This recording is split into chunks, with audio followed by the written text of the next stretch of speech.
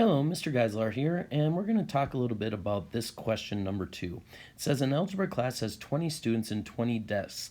For the sake of variety, students change the seating arrangement each day. How many days must pass before the class must repeat a seating arrangement? In other words, how many different ways can you arrange it?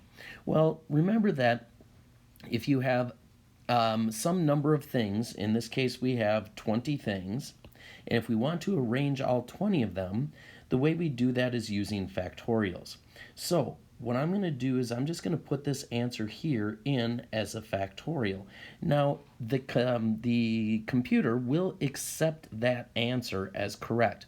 If you try to put it in as a in your calculator and see what that is, it's a very large number. It's like 2.4329 blah blah blah blah blah blah blah times 10 to the 18th power. So it's a really big number, and it's just much easier to put it in as a factorial.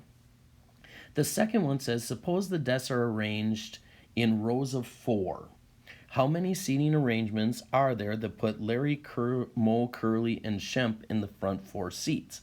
Well, if we think about that, that means we have 16 students that need to be arranged there, and we have 4 students that need to be arranged there.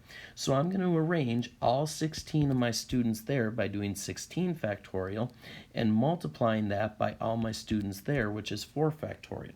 And again, that's a really large number, so I'm just going to put in my answer here 16 factorial times 4 factorial, and that should be my answer.